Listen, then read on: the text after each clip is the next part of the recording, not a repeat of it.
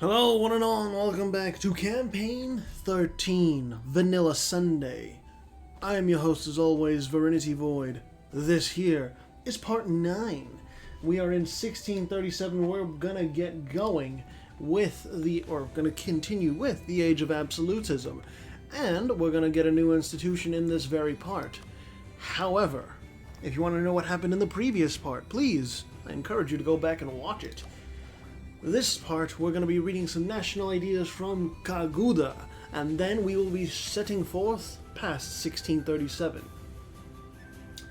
Our first national, or the third national idea of Kaguda is Field der Peatlands. When the calamity stripped the totality of our north of its soil and exposed the rocks beneath, all thought the land there would be rendered uninhabitable forevermore. That, however, did not end up being its final state. For while it was, for a time, deserted, there came to grow over the passing of centuries mosses and lichen atop the rocks, after which came grazing animals, one after the other, in increasingly greater numbers. And with the animals, of course, came people. Pastoralists, transhumans, rural folk from the borderlands in search of better fortunes. They found the land up north covered in its totality with greenery, soft to the touch and edible, leaving no rock underneath bare. Many rural communities sprung up in time in the mosslands, and they set to figuring out all that they could from what now sustained them, finding it a great ration,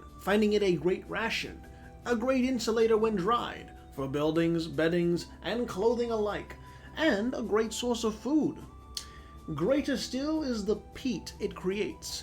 Astonishingly fast-growing, it fuels the entirety of Kaguda and is exported in droves abroad. Construction cost minus 10%, development cost minus 10%. The fourth national idea of Kaguda is Seize the Bay. The kings of Kaguda always sought to expand the reach of the realm to the great urban centers sprawling across the Ocraldian Sea, as to boost revenue from trade and lock in crucial luxuries from the elite of the realm's cities, the elite of the realm's cities desired. An overwhelmingly rural realm, especially when compared to the likes of Aelcorks and Sura, Kaguda is in need of these ports for the well-being of its coffers. Colonists +1. Kind of interesting that they get an extra colonist, considering that they also took exploration and expansion, and they have six colonists currently, and cannot do anything because they are indeed bankrupt. An unfortunate fate for Kaguda. But their colonial nation is not rebellious in the slightest. No, they're still as loyal as ever. We do have wars going on, though. The wars are as follows. Chu Chen, Bumthang, and Vermilion Paradox are going after Ning, Ayutthaya, and Goguryeo. Goguryeo, before that war was declared, thought, hey, I can go along with my friend Ning against Manila and Kalka. And then Morocco is going after the Nelter League and the Papacy. Persia, or Shirvan turned Persia, alongside the Sapphire Paradox, are going after the Nelter League and the Papacy, because the Nelter League holds some land over here in the Caucasus. And then we have Romania and Avignon going after Czechoslovakia and the Papacy. Zanskar, Dundar, and 9X are going after Mogulistan and Nogai. And I do believe Mogulistan, as well as Nogai, are kind of fucked because Zanskar is very large and in charge for the region. There's not really much they can do, unfortunately. Also, I'm rubbing my eye. That's why I'm not clicking on anything. Oh my goodness. Ow. Oh, my eye hurts now. But shit, that was very itchy. Anyways, yeah. Zanskar is taking affirmative battles left and right. 9X the not rebellious slot machine is doing their own rounds. But so far, Nogai has been the focal point of Zanskari aggression. Time will tell if Mogulistan will face the wrath, because that fort is about to be taken over, the fort at Ili. Give it enough time and they will feel the wrath. Nelter League is very likely to lose this land in the Caucasus, and also to lose the land they hold in North Africa, the land that was taken from, what's it called? Kalguda. Wasconia, Gascony slowly being integrated into Saintonge, and it's looking like Saintonge is just going to be the super dominant Western European power that is contesting Avignon for that title. Actually, you know, they will fight it out. Alemannia is going after that province that I don't really know how to pronounce, and this is only going after Czechoslovakia. So I can safely say that Czechoslovakia, they're going to be almost fully annexed, if not outright fully annexed. That is very much, that's not even a question. That's just a fact. What other wars do we got going? Okay, there's quite a bit. Some of them are smaller wars, but you know. Mahra and Kerman going after Sakalava. And then what else?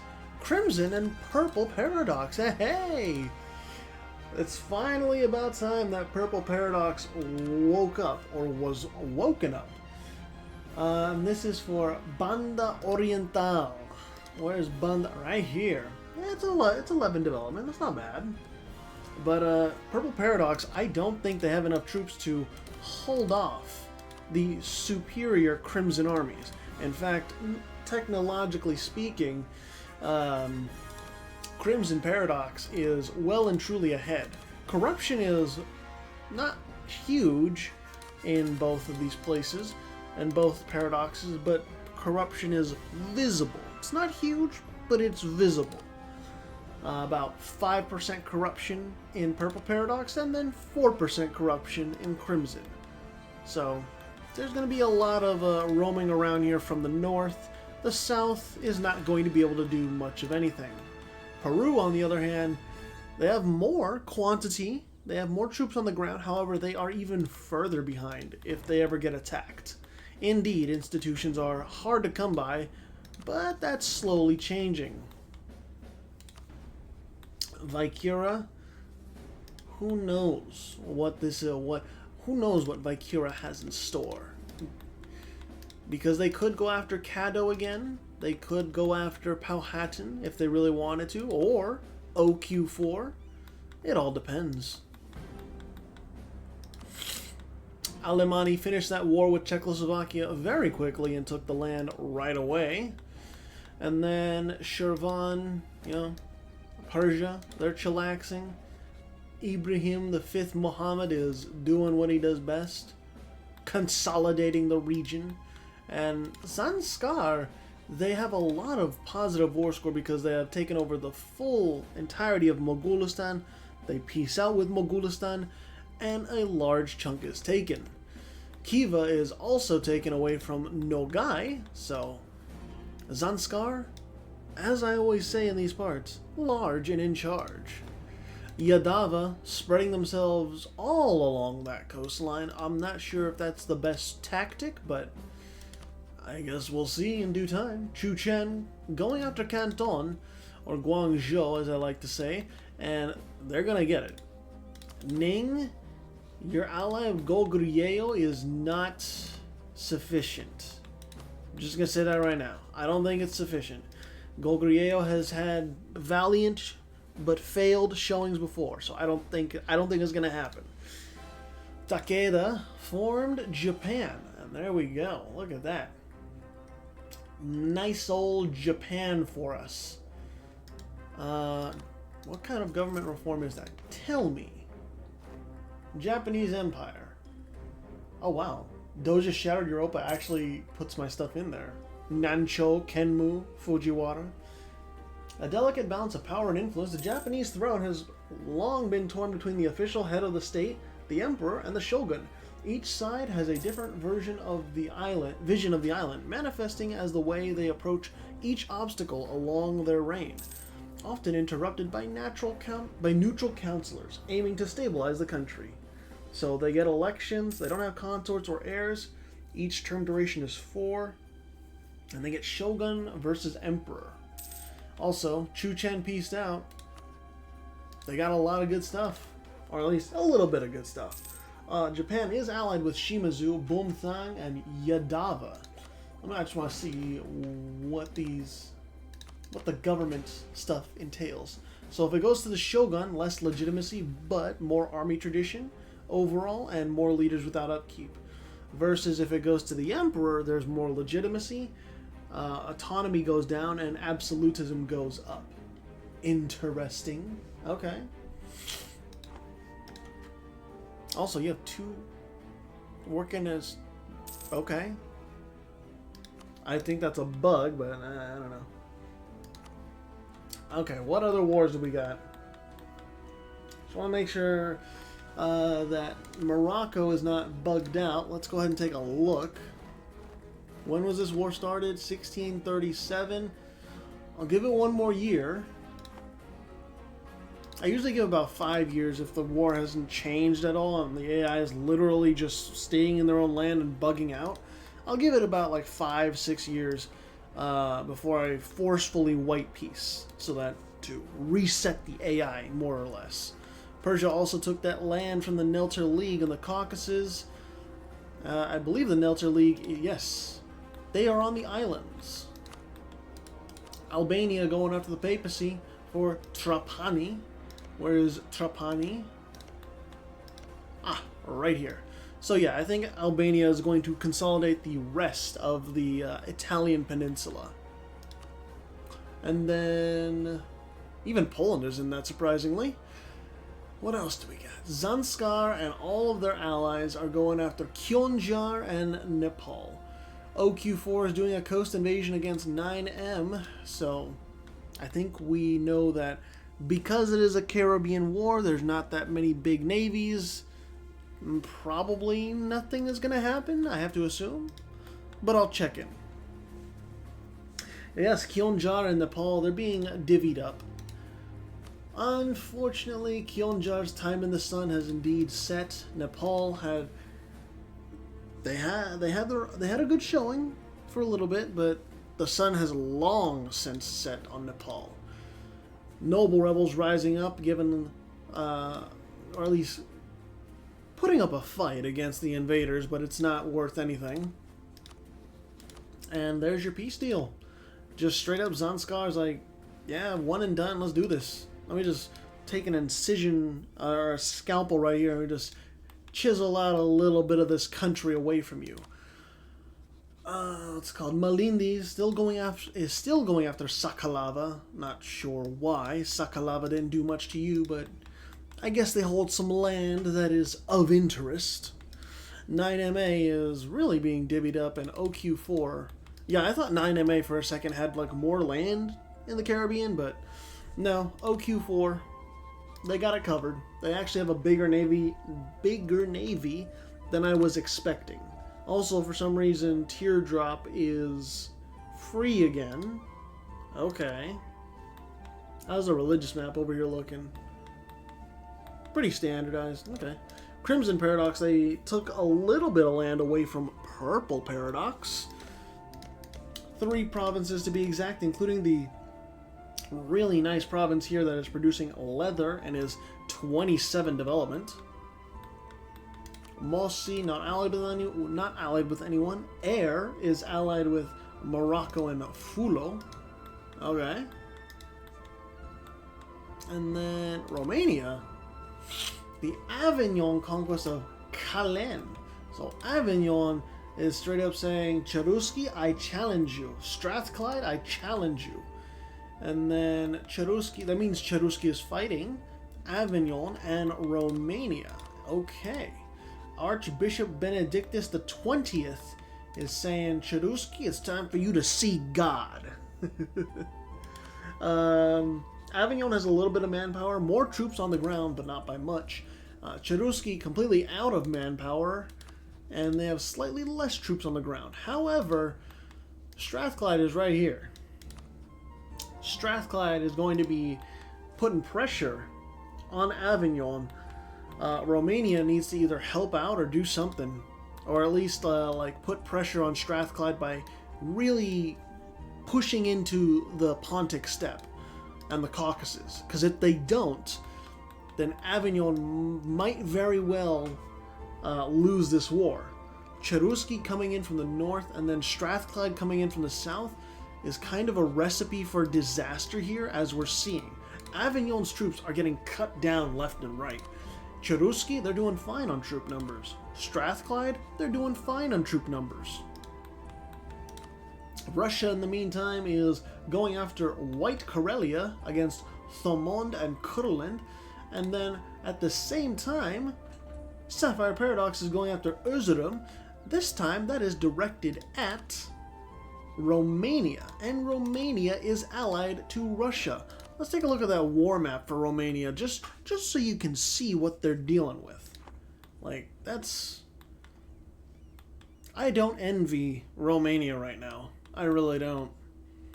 And then Avignon, here's Avignon's war map. It doesn't seem like a lot, but honestly, like, Cherusci is a tougher opponent than you might think. The attack of Cherusci into Avignon is being blunted slightly. Avignon has a sick 6-6-4-1 general, but still, there's no manpower on either side here, so it's tough to really navigate this war, in my opinion. The fortress here at Ermola is about to go down, so Strathclyde is going to have a direct access to Roussillon, and once that happens... Oh, wait a minute, Avignon, okay. Avignon pushes back Strathclyde just in time. A very good save. So now the southern border, pretty safe, pretty secure.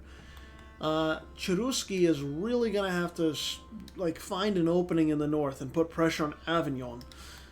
And Romania, meanwhile, they're dealing with two things. They're dealing with Strathclyde over here, whatever minor forces from Strathclyde are gathering. And they're dealing with Sapphire Paradox. And Sapphire Paradox is no joke. They are on the same tech level as Romania, Tech 19, but Sapphire Paradox has more troops. Granted, those troops do have to travel more distance to get to, central Romania. It doesn't discount the fact that Romania, they have less troops. They just have less troops. I should also remind people that Erzurum is toward Anatolia. It is in Anatolia, the eastern edge. So the war goal is occupied, and Sapphire Paradox is going to have ticking war score. Man. Oh my god, my eye. However, Romania is not alone in this war. They do have Russia. I'm sorry, my eye is fucking bothering the shit out of me. I don't know why. Could be the springtime allergies messing with me. But yeah, Russia is in the war on Romania's side, so Russia might help out a little bit. And no. Okay, I thought Russia was done over here. Poland is... Oh, Kurland actually is going after Tushola. And this is just straight up against Poland. So Kurland is now being basically partitioned almost by Russia and Poland, which is weird to say. Saintonge. Oh yeah, okay, Morocco took that land in North Africa. Saintonge, what's going on here? Where is Saintonge is going after Calais. This is against the Cherusci, of course, and it's also against Strathclyde. So that is why you're seeing so much of Iberia being occupied. Also of note, Wasconia-Gascony did get fully integrated, and the papacy, are they wiped out? They are not wiped out. The papacy is still alive right here, but Albania has taken over most of the Italian peninsula. And then Albania, seeing that Avignon is occupied with war against the Cherusci and against Strathclyde, says, "Hey, you're busy. Don't mind if I like come in here and then like take some Italian lands away from you, okay?" Okay. So yeah, Albania is hopping in and just saying, "Fuck you, Avignon. I know you're weak. Bring it on." Avignon. Okay, so they pieced out with Cheruski. I didn't even realize that. But even then, you have literally 1/3 of the amount of forces that Albania has, Avignon. I don't think you're winning this war one way or the other, unfortunately. And Romania, they're pushing back. They're pushing back against Sapphire Paradox. But once Sapphire Paradox consolidates their forces, like they're doing right here, I do believe that Romania is going to lose their edge here in Anatolia. Like, Paradox is going to be... Sapphire Paradox is going to be doing quite a bit over there. Also, we have Papal Separatists over here on Malta. Saintonge pushing back against any headway that Strathclyde was making. And, Strathclyde is really trying to say, hey, don't fuck with me. I can handle a two-front war. Don't try me. Okay? And Big Caddo, along with their ally that is Huron, is going after Miami and Quebec. Powhatan sits on the side, allied with Blackfoot, biding their time, just waiting for the right time to strike. But it seems as though Miami, and maybe Quebec to an extent, are going to be partitioned. Vicura waits curiously, just wondering what's going to happen. Yellow Paradox, they did lose some land to the Crimson Paradox. So Crimson Paradox was indeed ready for the tropical attritional hell that is Yellow Paradox. But I believe they paid a swift price in manpower. And yeah, 9MA is being invaded, of course. Slot machine under attack. Time will tell, though, if, or at least what exactly Miami is going to look like after this war, if they're even still going to be around. I have my doubts, if I'm honest, but, you know. Also, Strathclyde's capital, it's been taken. Avignon's army has been defeated. That fort at Florence, or Fiorenza, I think it was before, is it's about to be taken. Avignon, as good of a fight as you've been putting up, it's just not, it's not feasible. It's not possible anymore. Just like Sapphire Paradox, they've got Erzurum. However, Russia is here, surprisingly enough. Russia finished their war. They annexed some lands, I believe. Oh, no, they pieced out Kurland. But they're still at war with Thomond. However, Thomond can't really do much of anything. And Poland, they pieced out with Kurland and showed that they are still around, even if it is a shadow of their former self. I like, though, that Romania and Russia, they're not giving up. They're saying, Sapphire Paradox, come on, bring it on. We're defending this fucking land. We may have lost the edge in Anatolia. That doesn't mean we can't take the edge back. And then, let's see, what do we got here? So, discipline favors Romania. Morale slightly favors Romania. Tactics, just about even. So, these battles, they're not super decisive in terms of stats one way or the other. But it is just enough of an edge for Romania and Russia that, you know, Sapphire Paradox cannot beat them, and thus they are bleeding out more and more troops per battle. It's impressive to say. I did not think that Sapphire Paradox would be beaten like this. Mahra being invaded, the Welaiten conquest of Mocha, and then Yadava is going after Kyrgyzstan. So I didn't expect Mahra to be this fragile, but I guess that's just how the cookie crumbles. Malindi, on the other hand, is being invaded by Maravi, and they're going to get really beat up. That capital is going down. Also, Maravi is allied with Congo, and Congo is in this war too. Malindi, I don't think you're going to be able to push back Maravi, despite being like 3 military techs ahead. But you might be able to push back Congo, since you are 6 military techs ahead. That's intense. Ginji is in this war too, because they are allied with Yadava. Oh my god, hold on. Oh, I need a stretch. Oh man. Chu Chen, what are you doing? Chu Chen. This is the second Chu Chen conquest of Guangzhou. And they're fighting it out to the bitter end, trying to prove that they are worthy of holding all of China. Oh my god, I just fucking, what is going on with me? I'm breaking down. Help me. Goguryeo. Oh, actually, they're attacking Japan. You would think you can attack Japan when you're involved in another war? I doubt it. But yeah, Goguryeo seeking to retake some land from Japan, and then Chu Chen, Goguryeo has to defend Ning, their ally, and it's a valiant effort that they are doing. It's valiant, but I do believe Chu Chen has the numbers, has the tactics, has the technology to exert their control over Ning. The war goal is taken as well, so that's not an issue. Dai Viet somehow is still alive, I'm not sure, but they are allied with Japan, so yay. You're on the winning side, Dai Viet. Ayutthaya, you shouldn't have been allied with Ning because you're feeling the wrath of Chu Chen. It's just how it is. What other wars do we got? This is a busy part.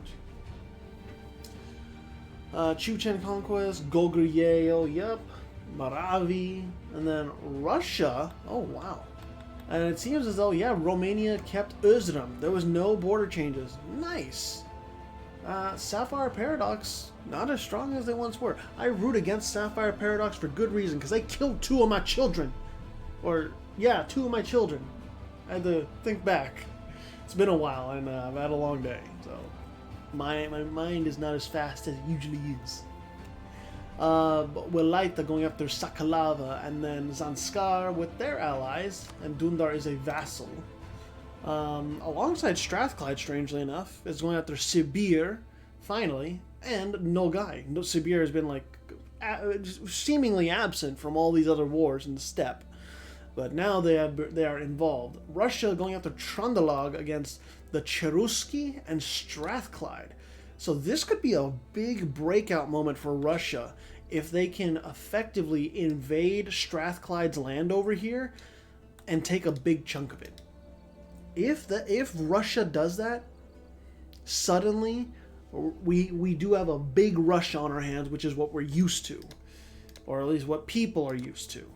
Now, I don't know about I don't think these campaigns usually have a big Russia. It happens from time to time, but it's not the norm.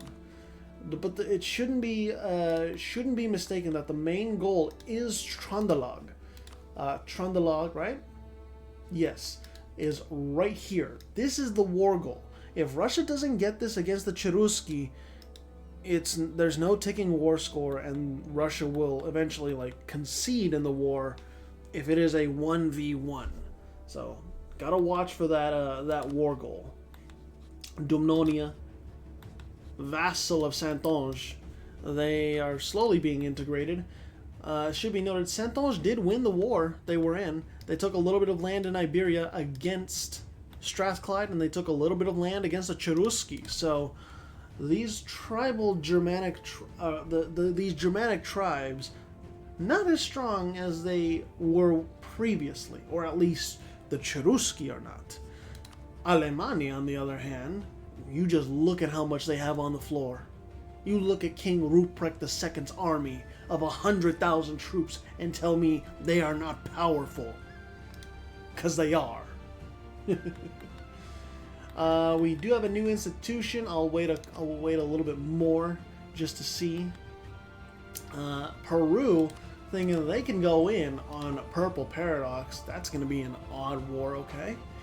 what's it called, Avignon, Way or Simru, Etruria, and Poland are all going after Alemanni because, oh my god, in this first fucking campaign, let me just take a moment here to address this, because I believe in all of the AI only campaigns that I have done, and like from the very start, when the first campaign season that I did and uploaded screenshots of to Imgur and shit, like, to now, I think this is the very, very first actual, like, coalition war with the war with the coalition Casus Belli. I don't think I've ever seen the AI across any of these campaigns use that CB before. And there have been coalitions against certain really aggressive AI nations. There have been, but they never triggered. This is the very first one I've seen triggered ever. So I am very curious to see how that war goes. Also, Romania joined in with Russia against the Cherusci and Strathclyde, so now now Romania has a very, very vested interest in gaining land in the Pontic steppe. I will be watching that one. Let's get it on. Let's get it on. Alemanni, here is your war map. 2 sides, including a third contender off the coast. They want you dead. Let's see if you can handle them. Avignon, their armies are replenished slightly. Poland, they are fragile as hell. Wales, they need to transport troops over if and when possible. Because as it is, if no armies from Simru arrive on the mainland, I will say with confidence, Alemanni win this. Alemanni can manage this 2-front war because they have enough forces and enough manpower to manage it. Simru needs to add their tickets to the pot, their coins to the pile, so to say. Because, like, just look, Poland, or not Poland, Simru, that's not enough. A 15k stack without without a leader, like, it's not going to do anything. All these armies, they're too split up. You're risking getting stack wiped if you keep going in solo. Also, Strathclyde, just look at how much their Pontic steppe, or their steppe lands, are being just divvied up. Really. Russia knows their war goal. Russia knows exactly what the game plan is. So, in terms of stats, discipline very slightly favors the Cherusci. Morale favors Russia. Tactics favor Russia slightly. So, I would say Russia's Russia is likely to win these fights, but the Cherusci make it close. They do not give in that easily, as we can see there. That 3-star general is making it happen.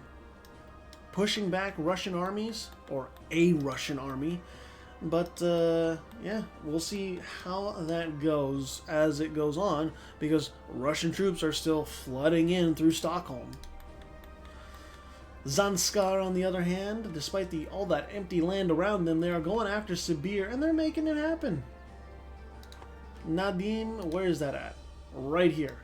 So, Sibir's ally of Nogai, unfortunately, just not able to cut it with as many troops as they have, because Zanskar has more troops than both Sibir and Nogai combined, unfortunately, or fortunately, depending on your perspective. Chu Chen, they succeeded against Ning, and they took a very, very large chunk of land. Now Ning is just this thin cyan wall of provinces that is like barely containing the floodwaters of Chu Chen. You wanted an age of deep waters, we got an age of deep waters. And that deep water is called Chu Chen. Also, Ayutthaya bit a big bullet there, and just, ugh, look at that. Yeah. And then Daiviet has some separatists over here. Japan consolidating bit by bit, or should I say Takeda is consolidating. Some people are making their forays into Southeast Asia. And I will look at that war again. I want to cover the other stuff too, though. Mahra, they got pieced out, and they have been partitioned quite a bit, much to their dismay. Maravi, did you take any land from Malindi? No. Maybe Malindi was able to push them back, because, I mean, there is a huge tech difference. Peru, going in on Purple Paradox. This is a coast invasion as well, so Peru is slowly making headway, but it's not a huge amount of war score. Not yet, at least. Miami was partitioned heavily up here in Big Caddo, alongside Huron. They are formidable. Powhatan would have a very tough time going against Caddo, if anything.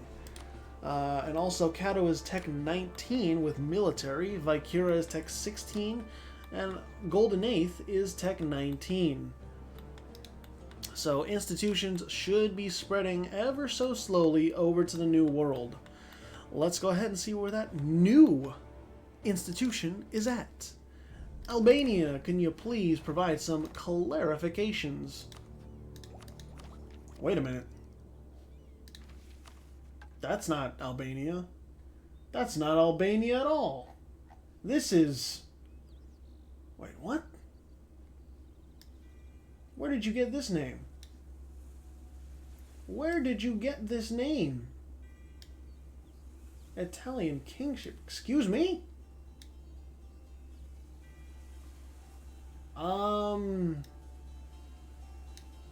If someone can provide clarification to me, like ping me in the Discord or comment down below, please, because I don't... Where did you get this name? Maybe this is from Missions Expand, or not Missions Expanded, Europa Expanded, but this is... What in the hell? Yeah, I have no idea how they got this. But now, this is not Albania, this is Adriaterra. Okay. And they get new ideas, so let's go over this just a little bit. National Sailors modifier plus 20%, blockade efficiency plus 50%. That's pretty fucking useless if I'm honest. Control Venetian trade, global trade, that's a lot though. Global trade power plus 25%, and then trade power abroad plus 25%. Shit. And then stability cost modifier minus 25%, culture conversion cost minus 15%, goods produced plus 15%. That's hefty. That's a lot. And then some nice naval ideas. Movement speed on and off of ships. That's super nice. Naval combat bonus off of own coast, and then that's pretty useless too. So these are, I would say, in terms of naval stuff, sure, Albania just one-upped themselves. In terms of military stuff, this is a definite downgrade. There's 0 military buffs in those national ideas. So, yeah. Okay.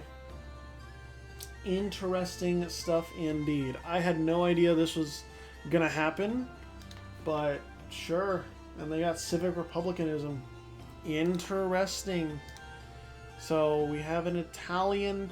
Are you even still Albanian? No, you're Tuscan. Oh no, that's the most. Okay, that's accepted. And that Albanian is still the primary culture. Gotcha. Yeah, that's news to me. I'm sorry. I had to take a little bit to process that, since I had no idea this was coming. Okay, I'm ready. Alemanni, are your armies faltering? I guess Avignon, as well as Poland and Simru, they were able to finally wear down the manpower of Alemanni. Interesting. I did not think they would be able to do it. I guess... Oh, there we go. Okay. Simru finally brought in the majority of their military. And that really does help.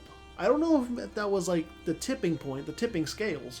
But, you know, some reassurance that Simru is not sending in just 30k with no leader. Hey, no, it's 50k with an actual leader. That's better. That's way better. So this coalition war is actually looking like it's gonna be successful. The AI can pull off a fucking coalition. Who would have thunk it? Ah, that's cool to see. That's really cool to see. I am happy. I am supremely happy. Russia is actually making headway against Cherusky. Cherusky is out of manpower and they're bleeding troops ever so slowly. Russia, on the other hand, though, they're fine for the most part. They can keep going. They can invade Scandinavia some more. They are chugging along. Yadava is in some hot water because Sapphire Paradox wants their land. Is Sapphire Paradox going to... Oh, no. I'm sorry. Sapphire Paradox wants Welaita's land. Yadava just happens to be allied with Welaita, so Sapphire Paradox is over here kind of chewing out Yadava for doing what they've been doing. Zanskar, they did take a... Wait, what? Oh, I don't know if Zanskar even took any land from Sibir. Maybe that was just testing the waters. But yeah, now Zanskar is going against Boomthang, and Boomthang I don't believe is going to last very long. Any forays into the lands of Zanskar along the Gangetic Plain, it's going to be undone. Simple as that. It's going to be undone. Strathclyde also can't get out, so yeah, they're just kind of contained over here. I think we should talk about what we just saw happen on the map. Alemanni has been curtailed, has been culled to some extent. The Germanic tribe that is the Alemanni has been slain to some degree as we see Norse Bavaria here. And this is theocratic Norse Bavaria, led by Fylkir Joseph Clemens I. You put some pride on that fucking name, goddammit. You put some pride on that shit. This is theocratic Norse Bavaria, ladies and gentlemen. We're in new territory, if I do say so. There's peace. Russia took some land away from Strathclyde. Romania didn't get any land, but hey, Romania's ally got land, and that's almost just as good. Russia also took a healthy chunk of Scandinavia away from the Cherusky, effectively surrounding Thomond, so it is only a matter of time before Russia invades Thomond in full. Persia going after Kerman for consolidating the homeland. Shamrock Paradox is fighting off the Cherusky, or fighting against the Cherusky, but I don't think that's going to go very well, if I'm honest. Manila and Kalka going after Ning and Banjar. And then Peru still going after Purple Paradox, but it's kind of slowing down, I would think, right? Yeah, it's progressing slowly, but I mean, Peru and Purple Paradox are just slugging it out. It's a brutal war, and even the nobles don't like what's going on. They're rising up, and they're on no one's side. They're in it for themselves. Yadava's capital has not been threatened just yet, but they're feeling the strain of the war. They're trying to manage it, but I don't know if they can. I think we're also going to go to 1658. Yeah, we'll do 1658. Did I even look at the institution? No, I got sidetracked. Hold on. I got sidetracked. The latest institution to spawn. So this one, global trade spawned over here in Crimson Paradox. Manufactories spawned in the Golden Eighth. Yes, right here in Umatalum. So nice injection of power points to the Golden Eighth. Time will tell how long it takes for others to embrace manufactories. Maybe the Cherusky won't be able to fight back against the Shamrock Paradox. I don't know. Cherusky can't get across the water, therefore they're kind of stuck. So it's not going to matter much anyways. Shamrock Paradox, they need to be allied with someone. Also, Skane is here somehow. Okay. Scania, protect against the Danes, the Swedes, and the peasantry. What are these national ideas? Who made these? Let me take a look. If this crashes my game, I'm not going to be happy. It was a mistake to bolster our peasants. Not only do they dare to question our rule, but they also refuse to pay taxes that the nation needs in dire times. Nonetheless, we must adapt and overcome. Our castles will become sturdier, taller, and glorious in the face of our enemies, be it the Danes, Swedes, or our own peasants. Okay. This is... It's news to me that we even got this tag. Russia resting is not resting at all, going after Thomond and Kurland. Yadava, they're still feeling the strain, but they managed to kick out a little bit of Sapphire Paradox, and they're making hay while they can. They're trying to unoccupy their lands. Zanskar, full invasion of Boomthang as we look to close out this here part 9. Oh, excuse me. And then Kaguda is under attack from Morocco for cert. Okay. I think we will end that off here. Cherusky finally pushing back against the Shamrock Paradox. And for the end of this here, part 9, Russia's invading Thomond, Morocco's invading Kaguda, Walaita's not at war, Sapphire Paradox is not at war anymore. They finished and they won, just barely, I guess. And then Persia still going after Mahra. Is there anything else we got? Yellow Paradox is at war with 9MA, but again, 9MA is, I don't think they're going to be able to do much. Maybe, oh, actually no, they might take land. A rare victory for 9MA. And okay, we got some other wars. Moravi going after Socotra, and I think that's going to be actually taking land. Romania going after Alemanni for Oldenburg, and then I think that's about it. I'm curious to see if Alemanni can even stand up to this invasion from Romania. I will be looking out for that in the next part. But for now, I believe we can go to that leaderboard. So, in first place is the Golden Eighth. In second place is Adriaterra. In third place is Simru. In fourth place is Sapphire Paradox. In fifth place is Avignon. In sixth place is Romania. In seventh place is Zanskar. In eighth place is Saintonge. In ninth place is OQ4. In 10th place is Persia. In 11th place is Vicura. And in 12th place is Russia. That'll be all for now. Thank you all so much for watching. I'll see you in the next part.